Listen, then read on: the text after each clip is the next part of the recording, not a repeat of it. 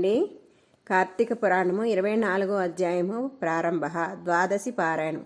ఓ అగస్త, కార్తీక వ్రతం మీద ఆసక్తి ఎవరికి ఉంటుందో వారికి కార్తీక మాసముందు వ్రతం ఆచరించిన ఫలితం హరిబోధిని ద్వాదశి వలన కలుగుతుంది.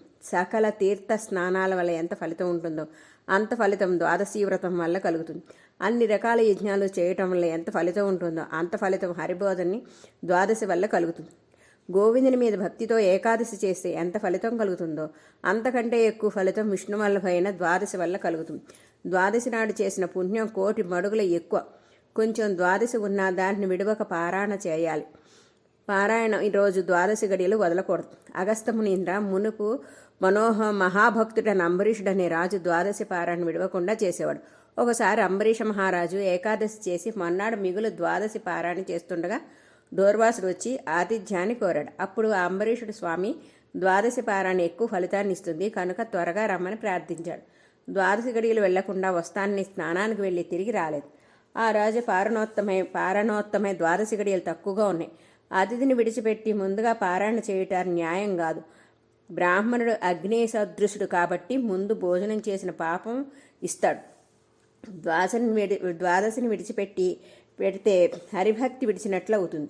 ఏకాదశి రోజున ఉపవాసం ఉండి ద్వాదశి నాడు పారాయణ చేసినట్లయితే ఆ వ్రతం సార్థకమవుతుంది.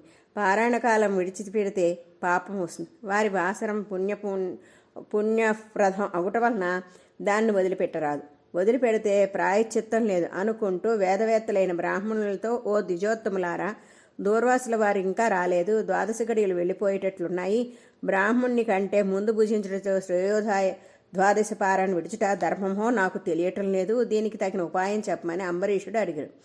ధర్మజ్ఞైన బ్రాహ్మణులు ఏది మేలో ఏది తప్పో బాగా ఆలోచించి, రాజా, ద్వాదశికిని భోక్తను, అతిథికిని, బ్రాహ్మణునికి అన్ని భూతాలకు పరమేశ్వరుడు అగ్ని రూపంలో గూఢంగా ఉన్నాడు. ఆకలిగా ఉన్నవాడు ప్రాణవాయువు అనుగ్రహం వల్ల జఠరాగ్ని మండుతున్నప్పుడు 4 తెగలైన ఆహారం భుజిస్తున్నాడు. అగ్ని ఉంటేనే ఆకలి పుడుతుంది.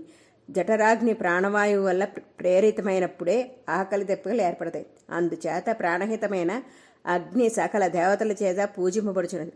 అగ్ని భూతలాలలోని ఉంది కాబట్టి అగ్ని తప్పకుండా అర్పించాలి. ఇంటికి వచ్చిన అతిథి చండాలుడైనప్పటికీ వారిని విడిచి భుజింపరాదు. అట్లు చేయటం వలన అతిథిని అవమానించటం కీడుకు ఆధారం అవుతుంది. ఒకవేళ దూర్వాసుడు కోపించలేకపోయినప్పటికీ అంతకంటే ముందు భుజించడం న్యాయం కాదు. దూర్వాసుడు సమయానికి వస్తానని రాకపోవటం వల్ల తప్పు అతనిదే అవుతుంది. ద్వాదశి పారాయణ చేయకపోతే హరిభక్తి లేనట్లు అవుతుంది. పారాయణ చేస్తే దూర్వాసుడు తప్పక శపిస్తాడు.